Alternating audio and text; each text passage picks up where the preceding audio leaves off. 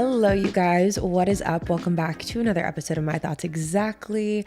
Thank you so much for joining me today. I am so happy that you are here, and I hope you are having a great week. We're finally getting a little bit of sunshine here in Nashville. We've had some really rainy weather over the past couple days, but it is so hot and humid outside. So yesterday and today, it's actually kind of been nice. It's been in like the 70s and in comparison to like the 90s and 95 that it's been the past week, but we're going to heat up again later in the week. So just gearing up for that. But yeah, it's such a nice, like feels like spring day out, and it just really is a mood booster. I used to be someone, and I know people are like this, like they thrive in rain and cold weather, or not cold weather, but like rain and clouds and darkness. And I used to be like that, but now when I'm like that, I can never get now when it's like that outside, I can never get any work done. I'm so much more motivated when the sun is out and when there's nice weather. I feel like a lot of people are like that, but I was also just watching my friend Ashley's vlog, and she was talking about how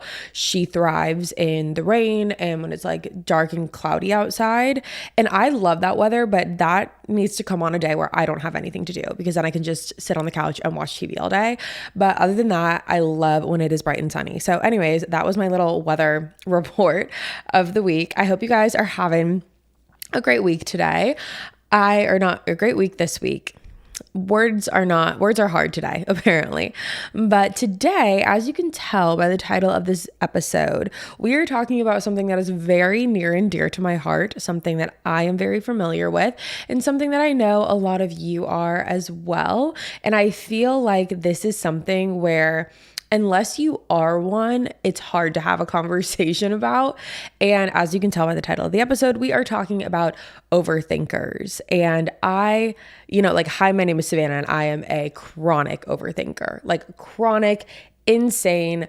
Every overthinker that I've ever met, I think I've told you guys this before, every overthinker that I've ever met has always told me, I always thought that I was the biggest overthinker until I met you. I don't know if that's supposed to be a compliment or not. It's clearly not. But as you can tell, or as that mentions, I am someone who really overthinks, and it can be debilitating. It can be something that consumes you. It can be something that feels just, again, like it is taken over you.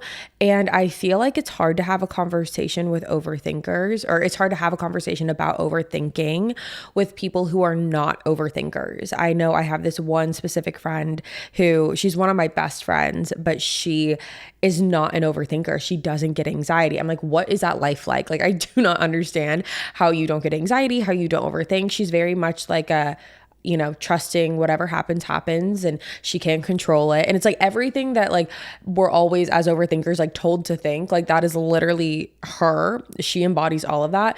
And it was so hard, like love her to death, but like having conversations about overthinking was always so difficult. Or when I was overthinking, she like really wouldn't understand it. She'd be like, what are you saying? And like, why are you deep diving into this so much? But for me personally, I have been an overthinker forever, for as long as I can remember, really. And the main root of why I overthink, which I think it's different for everyone, but for me, I am an overthinker because I am a control freak. We've done a Confessions of a Control Freak episode. Now we're doing the Confessions of an Overthinker episode. And so for me, it all dwindles down to control and wanting to have as much control in my life as possible.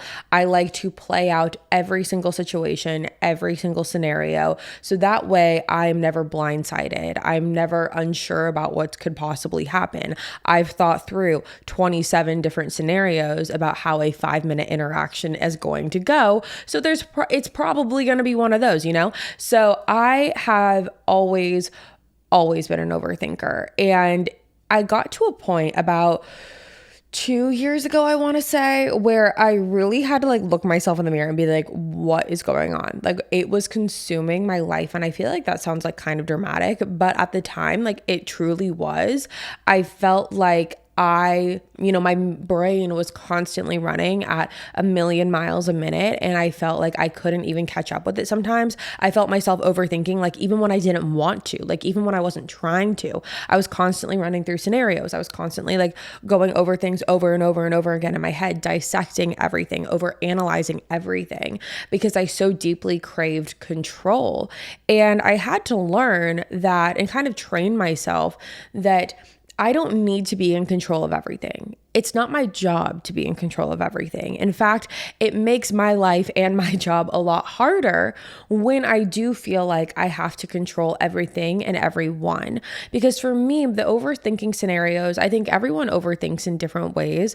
For me, I'm much more of like a socially driven overthinker. So I overthink social situations, whether that be friends. When I was like actively dating, that was like when it was at its worst. That really was hard. Or like any just like regular social interaction with anyone. I still to this day catch myself doing it. Just the little minute details, or the little thing that I said, or did I say it right? Or how was my tone? Or are they going to take it wrong? Like I was constantly asking and playing scenarios in my head over and over again, and driving myself crazy in the process, because I wasn't just allowing myself to trust my gut. I think I was trying to find a good way to say that, but I think it was just trusting my gut. I never was able to just be like, okay, like I will be okay no matter what the outcome is. Just because I said something this way, I doubt they're at home, over analyzing every little thing that I said. They're probably over analyzing all the things that they said, but in my mind, I couldn't, see that clearly. And so for me, again, everything was very socially driven, and that led a lot into like my social anxiety, because I would rather sit there and just kind of like be quiet and like not say anything, rather than risk the potential of me saying something and then overthinking about it later. And so I was always, and still to this day, I'm just kind of an observer. I sit back and watch. I just kind of let things unfold. But going back to the control aspect of it, it was really important for me to realize that I don't need to be in control of everything. As much as I would like to, as much as I want to, not only do I not need to be in control of everything, it is impossible for me to be in control of everything. That's not how life works. I can only control myself, my reactions, the things that I say, the things that I do. Those are the things that I can control. I can control how I respond to certain situations. I can control how I go about my life, who I choose to interact with, who I choose to continue to have relationships with. But I can't control how other people feel. I can't control what other people are going to say. And I lost myself so much throughout this process of just being a constant overthinker, because I was just trying to think or put myself in a position of what did they want? Like I was always like, okay, whether that be friendships or relationships, I was always like, what did they want me to say? If I was them, how would I want that? Like, how do they want me to react in this situation? And so I lost a lot of myself, because I was going so overboard with my thought process of this. I was just completely spiraling, and it really was debilitating. I look back on pictures and I can physically see it. Like I was, constantly in this state of anxiousness and unsettledness. And I think it all ties in together. I think my overthinking ties into my anxiety, which ties in to all of the other laundry list of things that we don't need to get into today. But, the overthinking and the anxiety go hand in hand. And I can physically see it when I look at pictures of myself, like how much of a shell of a person I was, because I was just constantly overthinking about how everyone else viewed me. And I wasn't really thinking about how I was serving myself. And this was something that like I had a conversation with a friend actually just last night about. We were saying that, it's almost embarrassing to be such an overthinker. And it's hard to admit that we care so much. We care so much about the public perception and public opinion of ourselves, because the fact of the matter is that we don't have enough of a solid ground and respect and appreciation for who we are. And we're always looking for that validation, because I know I can speak for myself, like in this, past year and a half of really truly finding myself, I find myself overthinking way less now. And I think a lot of that can be attributed to the fact that I am very secured with who I am. I know who I am. I know that I'm a good person. I know that I have a good heart. I know that I'm a caring person, not to like hype myself up, but like, I know at the core of my being that I am a good person and I don't need the validation from other people that I was searching for so desperately. And it's sad when I look back and I see the lengths that I would go to when overthinking and when thinking about, how are they thinking of me? What can I say to manipulate and control the situation? That was something that I was huge on. I would always sit back and take a second and be like, all right, how can I construct a response or construct a question to where so that I know what their response is going to be. So I can, fully take control of the situation. That was something that I was constantly doing. I was just constantly looking for a sense of control because I felt so out of control in my life. And I felt like I needed to be able to control the situation so desperately. And the fact of the matter is that I felt that way because it just wasn't right. It wasn't a fit. I can now say through growing through different experiences, different social interactions with friends and, dating and all of that, it wasn't right. I shouldn't have had to overthink that much. I shouldn't have had to go to the lengths that I did because at the end of the day, with the people that it's supposed to work with, it's not going to be that difficult. And I couldn't see that at the time. I was trying to fit a circle into a square when it came to a lot of different situations in my life. And I kept trying to manipulate this circle to fit into the square and it just wasn't budging.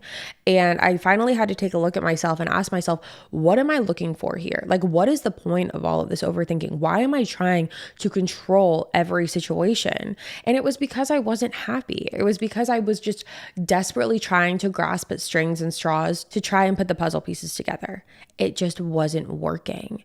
And I think that it took a long time for me to finally accept that, to be like, okay, I'm trying to control everything because I feel so out of control in my own life and I feel so unsettled and unhappy and insecure within myself because I'm, playing all these scenarios over in my head with, are they going to text me back because, what if they don't like me because I said this? Or what if they don't like this about me? Or what if they don't like what I was wearing? Or what if they, don't like this about my personality? Or I said this, should I have not have said that? I will go through every single scenario, every single one.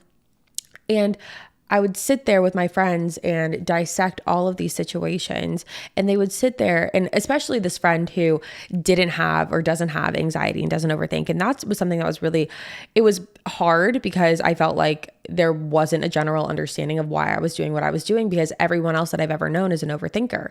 And so it was interesting to see someone who isn't, who was very much like, okay, so then what? I would play out all these scenarios for her and she'd be like, okay, but then what?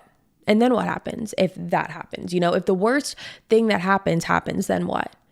And I started asking myself that over and over again. I was like, all right, and then what?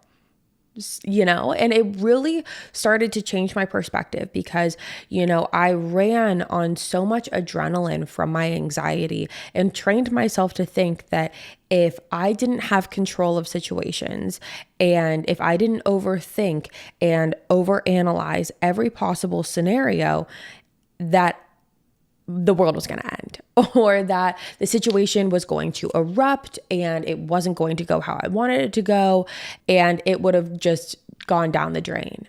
And she would ask me like, okay, so then what? And I would sit there and be like, okay, well then I guess I just move on. And it's like, yeah, okay. That's where we're at. And I started having to train my brain to start thinking like that. And I still think about it to this day. It's like, okay, with friends, if I feel like I have a friendship connection with someone and I start overthinking and I am like, oh, I said the wrong thing. Okay. I said the wrong thing. Like, for example, I went on a Bumble BFF date last night. And it was great. But let's say in a different world, it wasn't great. Or let's say I said something and was like completely overthinking it today. I would what the process that I would run myself through is, okay, let's say I said something that just, was either out of pocket, or let's say I said something that she didn't like, obviously within a respectful boundary and whatever. But if I said something and she didn't like it, or I didn't even have to say something. What if she just didn't feel the vibe? Then what? We overstimulate ourselves so much when our brain is working overtime and it's constant and we can't stop thinking about it. And once we've started, it's like this snowball effect and it's a spiral. We overthink and we overstimulate ourselves, and it honestly gets exhausting. It's tiring. I remember my friend asked me, this same one who doesn't have any problems. I remember her asking me, she's like, don't you ever get tired? Like, don't you ever get exhausted thinking like this? And I was like, yeah, but I physically don't think that I can help it. I really don't. But the fact of the matter is that I just wasn't implementing different strategies, different coping mechanisms to help me understand that I didn't have to think that way. And I think that I was just stuck in this mentality of believing that this is just, how my brain works and this is how it's going to be forever. And it could be if I don't try and, intervene and put a stop, because the reality of the situation is me, you, anyone who, has a brain like that, anyone who overthinks like that, we don't deserve to live in a constant state of anxiety. We don't deserve to be living like that. That's exhausting. It's tiring. And I don't know about you, but I don't want to live like that. And I think I just convinced myself that there was really no other option because that's just how I was for so long. But then again, I started implementing these little practices of whenever I would catch myself overthinking, just, taking a step back, taking a deep breath, and being like, so what? Asking myself the and then what question. Typically the things, for me, because I'm a social overthinker, I'm not dealing with like life or death situations that I need to overthink. All of these things that I was overthinking were little minute details that at the end of the day don't really matter. And I would just get stuck in this just constant cycle of driving myself crazy. It was really affecting my life. It was affecting my life in how I interacted with, my friends, my real true friends. It was affecting just my mental health. It was affecting my eating. It was affecting, how good I was sleeping. I would wake up with a pit in my stomach. I remember that so clearly. I would wake up with anxiety. And this was especially during the time when I was, dating. That was something that was like really prominent for me, is I would wake up with a pit in my stomach before I checked my phone because I wouldn't know, like, did he text me? Did he not? And I would just wake up with this constant anxiety, and that's no way to start your day. That's no way to live. And I realized after looking back that the reason I was so stuck like that is because I just did not have the security within myself. I didn't feel confident. I was placing my worth in the hands of other people. And so that was why I was constantly overthinking every situation, because now looking back as someone who has a sense of self-worth, has a sense of, security in who they are, I don't think like that anymore. There's very rare circumstances now where I overthink like I used to. I don't. And I'm proud of that. And I think that one could say like, okay, now it's because like you have a boyfriend and whatever.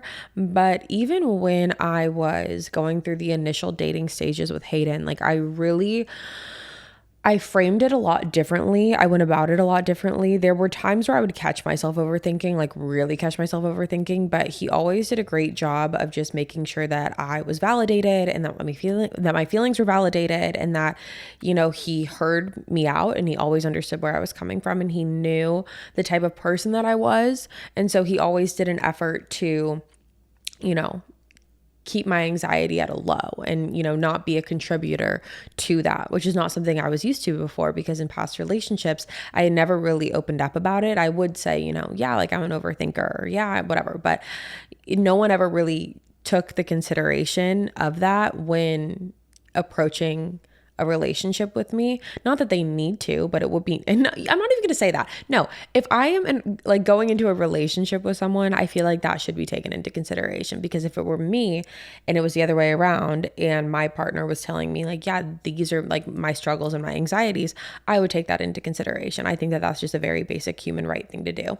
So I'm not going to give them the benefit of the doubt by saying that they shouldn't have taken that into account, because I do think that they should have. So now with that being said, I want to give you some of the tricks and tools that I used and still use when I feel like these overthinking spells are coming, or when I felt like I was in the height of them. There were a couple different things that I would do. And the first one is I would go for a walk, or I would go for a drive, like a windows down, music blasting kind of drive. When I lived in San Diego, there was this one route that I would always take. If you've ever been to San Diego, there's a really cool mountain called Mount Soledad. And I would take the long way, like all the way. It was like the scenic route or whatever. It was nighttime. I couldn't see shit, but it didn't matter. I was just taking the scenic route, and I would go and I would pass the water, and I would drive up to the mountain, and it was an overlook. Like I got out and I could see the whole city.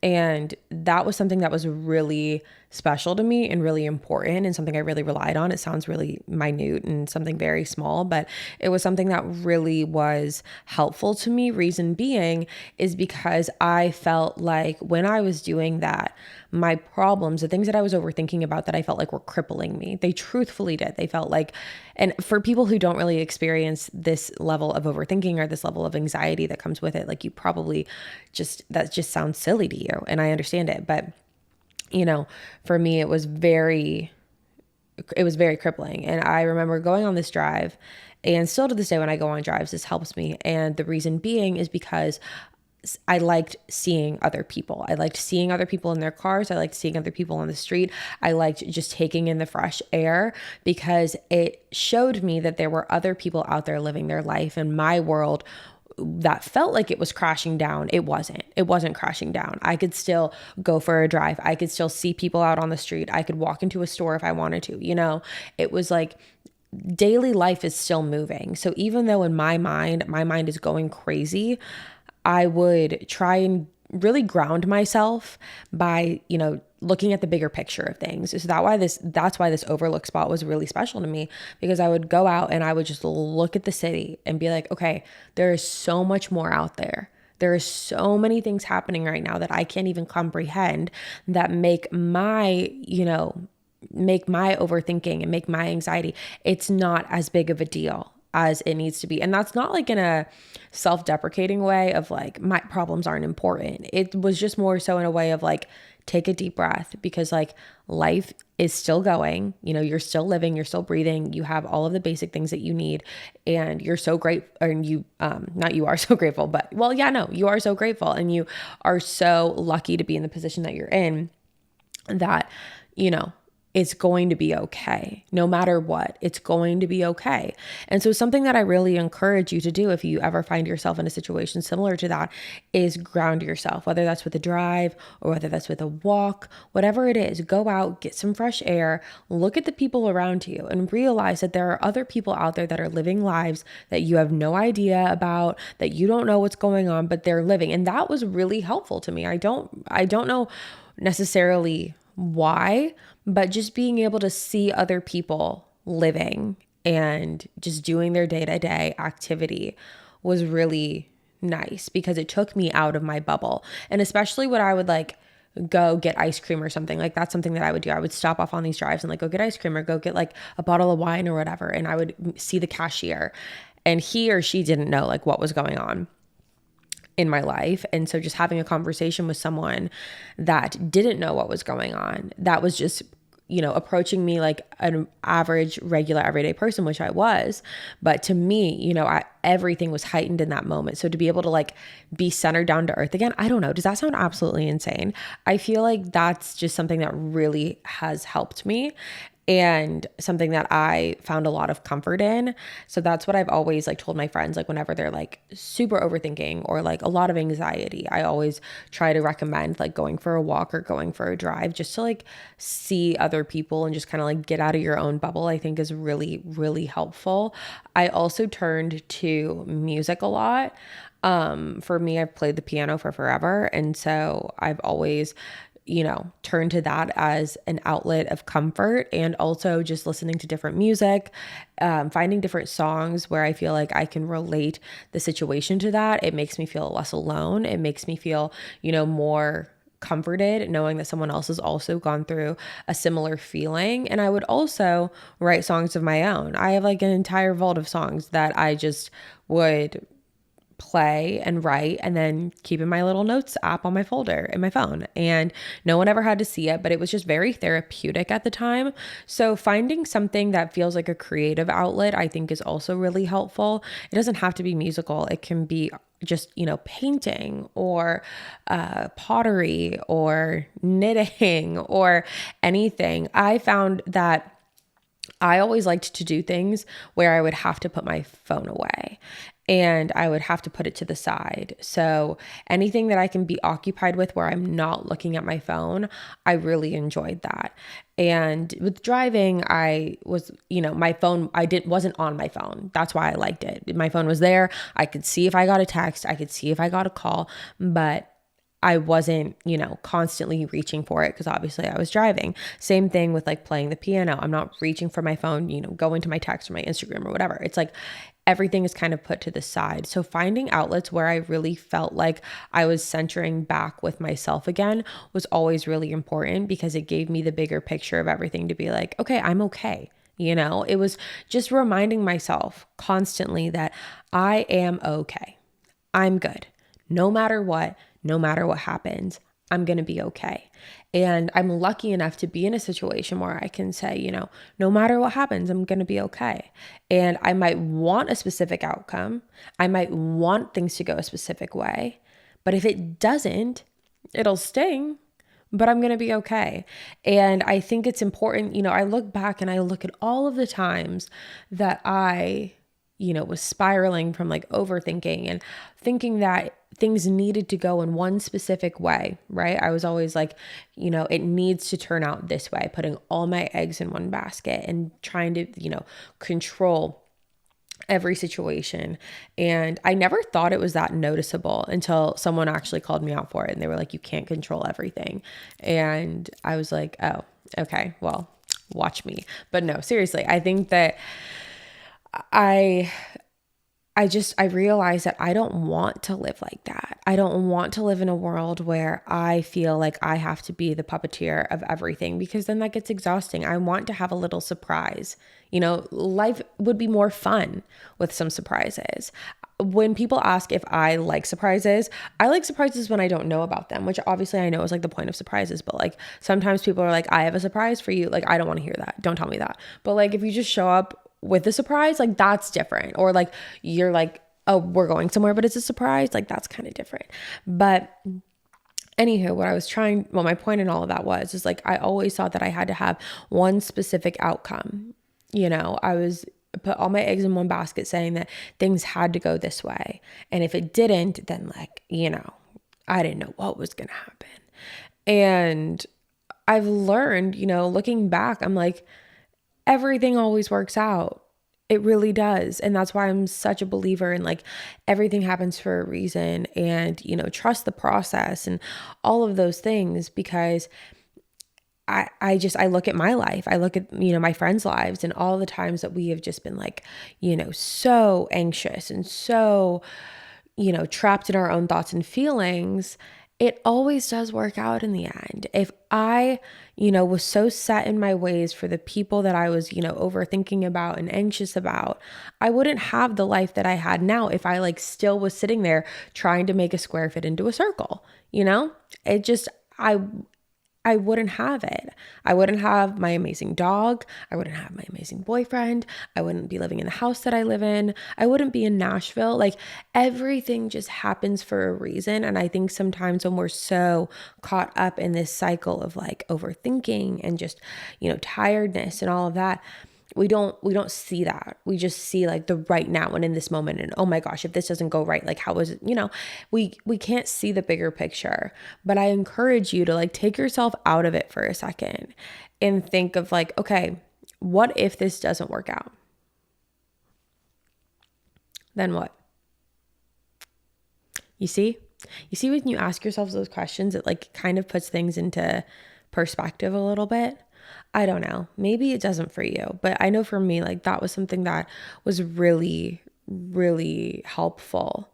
And so, yeah, in terms of like little, coping mechanisms, I always think that like going for a drive, going for a walk, doing something that's like an outlet for you, whether that's, doesn't even have to be artistic. Like some people are really into sports, could never be me, but like if you're athletic, go off. Like going to the gym, I think that's so therapeutic and great. Like I know so many people who that is like their sanctuary and like their temple, and like that's where they go and they just, you release a lot of anxiety. And I think that that's great. Or if you like play a specific sport or, whatever it is that's like can get your mind distracted and onto something else, I think is really, really important. And it can be anything. It could be absolutely anything. And so finding whatever that is for you and just kind of testing out different things, I think is the way to go. Okay, so right before we wrap this up, I did put out a poll on Instagram because I wanted to see how many of you would actually relate to this topic. So I asked you guys if you're an overthinker, and 97% of you said yes, 3% of you said no. I would love to know who the no's are. Let me see. I'm not going to call you out, but I do want to see. Okay, there we go. And then I also asked you what you overthink about the most, and I got a lot of responses, and let's just run through these. Okay, I'm overthinking about if I'm doing everything I'm supposed to be doing at the right time in my life, overthinking about anything and everything, my relationships, others' intentions with having a relationship with me, the balance of evolving who I am as a person with also staying true to myself, if I'm behind in life or not, how I'm perceived by others, if I'm on the right track, whether I'm enough or not, if I'm doing the correct thing with my life, the future. A lot of you said the future. I was overthinking about your question, if I'm an overthinker. Life, accepting that maybe I'm meant to be alone. I'm in my feels. I'm overthinking because I self-sabotage relationships due to previous trauma and abuse. I try not to, though. I'm overthinking about my future. Okay, so lots of my life, lots of the future, lots of relationships. And I think what I would just want to tell you guys, like in a nutshell, because I've been there, like I'm still there. Like I can't even say I've been there. I'm still there. Like I get it. And I think it can be debilitating. I think it can be crippling, just worrying that, you're not doing enough, or am I doing too much? Am I being too much? Am I not being enough? Am I good enough? Am I not good enough? The questions, the spirals, the feeling of the unknown. But I think what's important is understanding and giving yourself grace that clearly, hopefully by all of those responses, you guys can get an understanding that you're not alone. You're not alone in how you feel. You're not alone in your fears of the future, your fears of if you're in the right spot, doing the right thing, your fears of relationships, your fears of, being alone, all of those things that you guys are overthinking. It's so normal and it's so natural just as humans to have those feelings. And I think it's just important to remember that you are exactly where you need to be in this moment in time. You are exactly where you are supposed to be. Everything that happens for a reason and is leading you to the next phase, chapter of your life. And I think that we really need to remind ourselves of that, and that we are capable of, living in this unsettledness and this uncertainty, but trusting that we're going to figure it out. Trusting that it's all going to come together. And it's hard. It's hard to just trust, because like trusting what? Who are we trusting? But I think trusting the process, trusting that, in life, there's going to be times where we don't have it all figured out. And in life, there's going to be times where we feel like we should, but we don't. And we feel behind. There is a giant bird staring at me right through the window. I'm trying to have an inspirational talk here, okay? You want to join the TED Talk? No, but I think that it's important to remember that everything happens for a reason. It's important to remember that you're not alone in how you feel. You're not alone in feeling unsettled or that you're overthinking about your future. Your future is going to play out the way it's supposed to. Everything is going to play out, whether that is career stress, whether that is, housing stress, whether that's rent stress, whether that is children stress, whatever it is, it's all going to play out. And there's very little that we can do to control the big things, right? So I think it's important to focus on the things that you can control. That's what's helped me a lot, is focusing on the things that I can control, because there's so much that is out of my control. But what are the things that I can control? I can control how I feel. I can control the day-to-day things that I do with my life. I can control the direction that I want to go in my life. If I want to drop everything and change the direction of my life, I can do that. I'm in the driver's seat of my life. I can figure out where I want to go. Those are the things that you need to remind yourself when you go through these phases of just feeling a little bit helpless, is that we have a lot more control than we give ourselves credit for. I know there's a lot of factors that can kind of, infiltrate that, but I think it's important to remind ourselves that we are in control of a lot of things, but we can't control everything. So it's important to control and focus on the stuff that you can control. And the bigger things like the future, that's such like a broad, so many of you said that, it's such a broad, vague statement. I'm scared, I overthink about the future. Okay. What is it about the future? Is it something that we can control, or is it something that we can't? And if it's not, then okay, are we just going to sit here and spiral with it? Or are we going to take a deep breath and be like, you know what?